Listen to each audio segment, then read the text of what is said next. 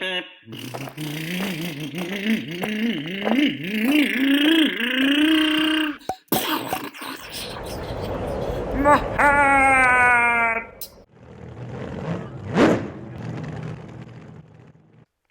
is a sway bar kit for the rear on team associated vehicles. So the part number is it's 71134. Now you will also need the following sway bars that I've posted there for the SC6, either 0.1 or 0.2. This one is a 0.2. Now the instructions, it's this little tiny piece of paper, just throw it away.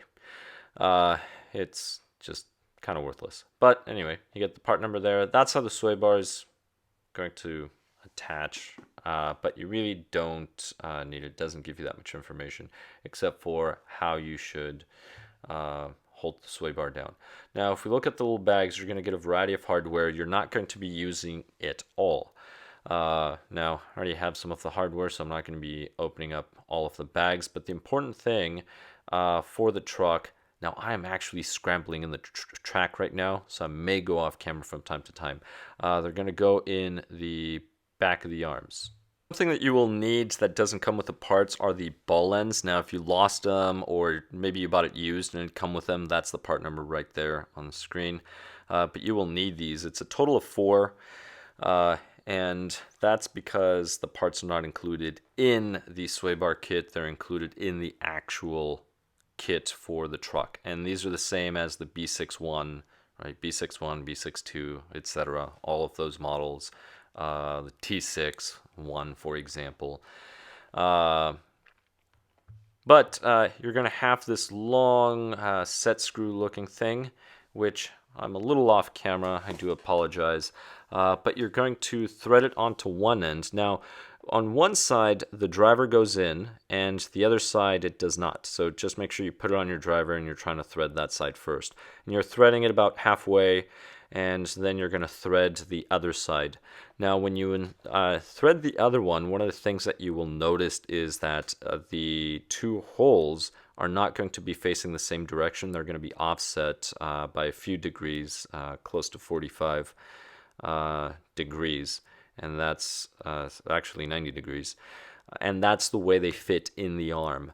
That is why you cannot use the front links for the rear on these SC6 trucks. So you just do the other one for the other side. You're going to use 2 more of those rod ends. That's why you use a total of 4, because you need to make 2 links. Now if you wanted to create a longer distance, you could put a little 1mm spacer in between. I just built them this way, and to be honest, I like the way it drives, so I'm not gonna mess with it and put a millimeter link in there. I mean, I guess I could to see if it makes a difference or not, but maybe some other time.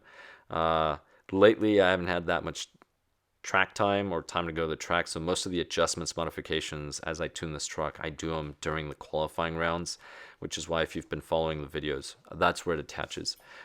You've noticed I've had some really awful runs, and there is one where I had a pretty good run.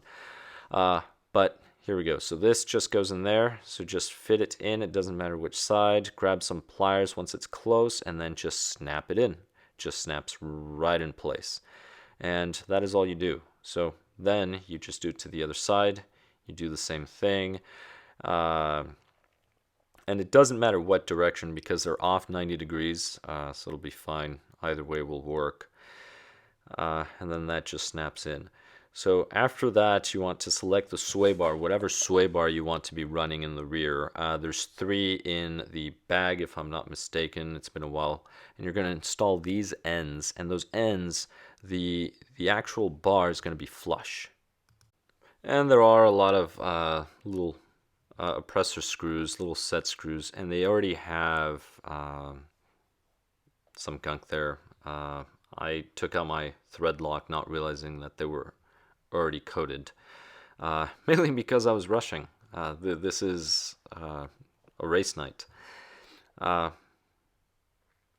you're going to use one of the set screws in each one of those little blue balls, and you're going to slide the sway bar inside.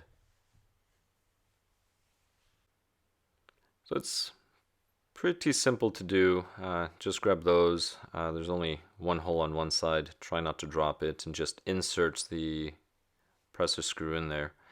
And you're going to do it to both of them. Don't drive it too far in, because then it's going to affect the sway bar going in. You're going to have to back it out.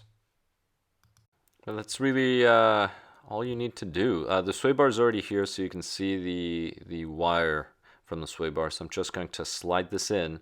And again, it has to be flush. If you push that farther down the sway bar and have the sway bar sticking out, one, it's going to change the angle, and two, it's going to make the sway bar feel stiffer, as if it were stiffer. Think about it as a leaf spring. If you use a leaf spring off a vehicle, for example, you can have the same thickness material, same exact material, but if you have a shorter leaf spring, it's going to be a heavier spring than if you have a longer one. So that's effectively what you do on the sway bar. But now you just need to grab the link. You just present it, stick it there closely. You can use your hands and click it in, and that is it. So once you do one side, then just move on to the other. And again, you grab one of the set screws, a little presser screw there. You already have some gunk on there. Just install it. Try not to drop anything. And yes, sometimes it can be stressful if you're in the middle of the race, especially if you don't have that much time between races. But still, try to just relax. Once in a while, somebody will come up and talk to you, ask you questions. So just relax. Most of the time, if you're really busy, focused on something, people tend to just leave you alone and ask other people. But even if people approach you, just be nice, because we all need other people. We always ask other people for advice, suggestions, even the pros. So that's something to keep in mind. Now, if you want to use pliers, just grab the ends of each thing, but it's easier to click on. So just stick your hand on one side, click. You're not going to break it. Well, hopefully you won't. But there it is installed. So that's how it fits. That's how it looks. So that is the kits that you need. That is a very clean install, not just because I did it, but thank you very much for watching. I hope this helps. Just check those two little items there on the sway bar. Mount those screws, and go ahead, like, share, and subscribe. Please comment below. Catch you in the next one. What? Oh, my hair! My tongue! My rod!